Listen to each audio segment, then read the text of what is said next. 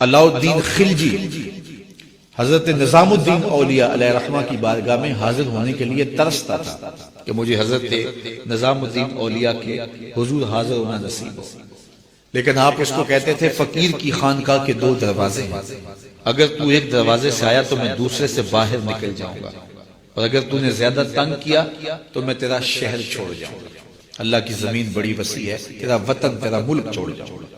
ایک دن اس نے آپ کی خانقاہ کے اندر اچانک پہنچ کے آپ کی خانقاہ کے اندر جانا چاہا، تو آپ نے خادموں سے کہا دروازے بند کر، تو دروازے بند کر دی گئے۔ بادشاہ سمجھا کہ یہ اتنے پکے لوگ ہیں فقیر کہ مر جائیں گے دروازے نہیں کھولیں گے تو کچھ تو خون ہوگا۔ اس نے کاغذ کے ایک ٹکڑے پہ لکھا اور خادم کے ذریعے حضرت کو پہنچایا۔ لکھا یہ کہ یہ کیا بات ہوئی کہ بادشاہوں کی چوکھٹ پہ بھی بواب چوکیدار اور فقیروں کے دروازوں پر بھی بواب، فرق کیا ہوا شاہی میں اور فقیری میں؟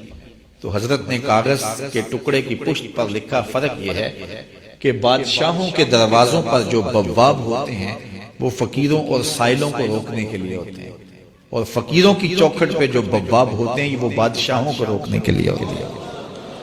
اس نے کہا حضرت اگر آپ اجازت دیں تو میں آپ کی خانقاہ کی زیارت کر سکتا ہوں؟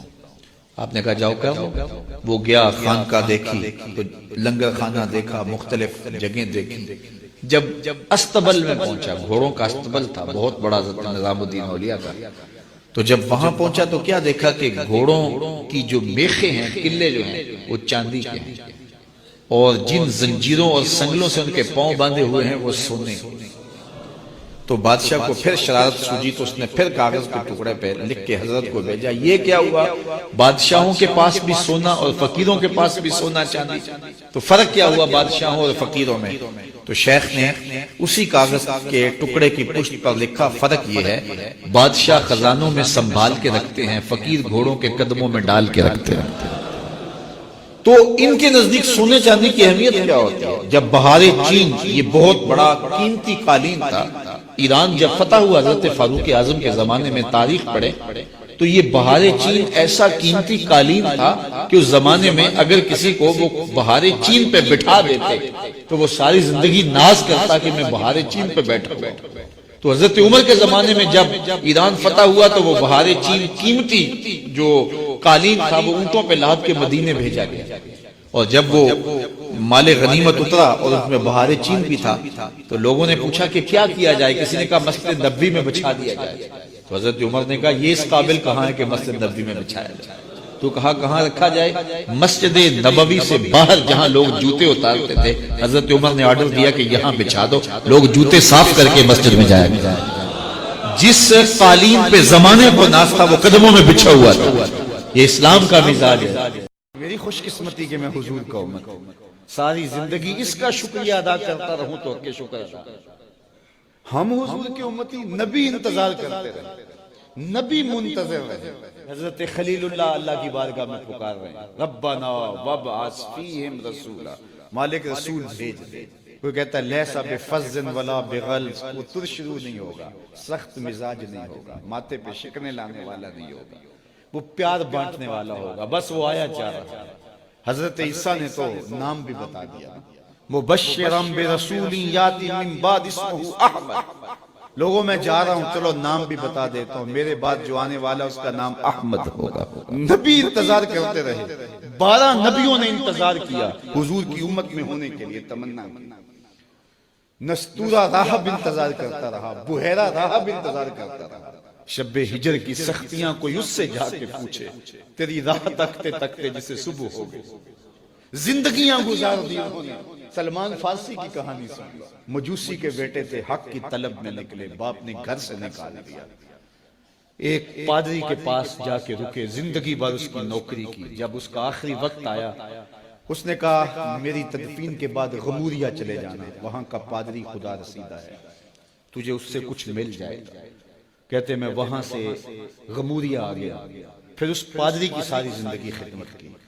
جب وہ مرنے لگا تو اس نے کہا کوئی ایسا شخص نہیں ہے جس کے پاس اب میں تجھے بھیجوں، لیکن نبی آخر الزمان کے ظہور کے لمحے آ گیا، تو یہاں سے یثرب چلا جا، وہ اس نبی کی ہجرت گاہ ہوگی۔ تیری زندگی سنور جائے گی، تو نے بڑی محنت کی ہے، بڑی نوکری کی ہے میرے۔ کہتے ہیں میں نے اس کو کہا کہیں ایسا نہ ہو میں دھوکہ کھا جو مجھے کوئی نشانی بتا دے۔ اس نے کہا 3 نشانی، ایک صدقہ نہیں لے گا، دوسرا ہدیہ رد نہیں کرے گا، تیسرا 2 کندھوں کے درمیان مہر نبوت ہو۔ کہتے ہیں میں نے اس کی تدفین کی، یثرب کی جانب جاتے ہوئے ایک قافلے میں شامل ہو گیا۔ انہوں نے مجھے پکڑ کے اپنا غلام بنا لیا، لیکن میرے پہ مہربانی یہ کی کہ مجھے بیچا جا کے مدینے میں۔ ایک یہودی نے مجھے خرید لیا، میں اس کے باغ میں گوڈی کرتا تھا، کام کرتا تھا، کھجوریں توڑتا تھا، لیکن میں انتظار میں تھا کہ کبھی وہ نبی آخر الزمان آئے تو مجھے دید ہو، کبھی عرش پر، کبھی فرش پر، کبھی ان کے در، کبھی در بدر۔ غم عاشقی تیرا شکریہ، میں کہاں کہاں سے گزر گیا۔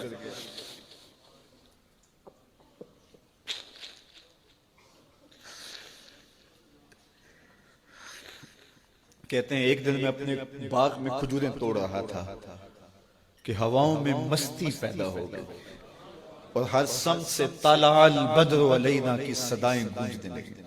میں سمجھ گیا کہ وہ لمحے آ گئے، میں نے چھلانگ لگا دی اور دوڑ پڑا۔ میرے آقا نے سمجھا شاید غلام بھاگ گیا، اس نے دوڑ کے مجھے پکڑ لیا۔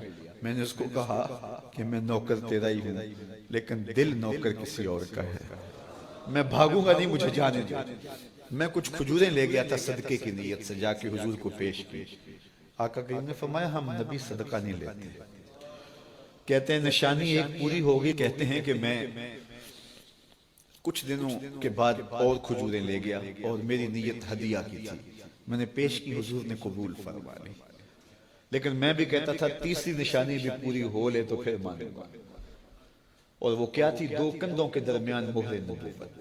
کہتے ہیں ایک دن حضور میرے باغ میں آئے اور آقا کریم نے اپنے مبارک کندھے پہ چادر رکھی ہوئی تھی اور چادر کی اوٹ میں مہر نبوت چھپی ہوئی تھی، اور میں پیچھے ہو کے دیکھتا تھا، اور میری آرزو یہ تھی کہ کوئی تیز جھونکا ہوا کا آئے اور چادر ہٹ جائے اور میں مہر نبوت کی زیارت کر لوں۔ حضور میرے ارادہ قلب سے آگاہ ہوئے، فَأَلْقَى إِلَيَّ رِدَاءَهُ، حضور نے چادر اتار کے میری جانب پھینکی اور پھر ایسے رخ کر کے فرمایا انظر الی ما امرت بہ، اس پادری نے جو بتایا تھا دیکھ لے آ کے۔ تو کہا میں نے دیکھا کہ حضور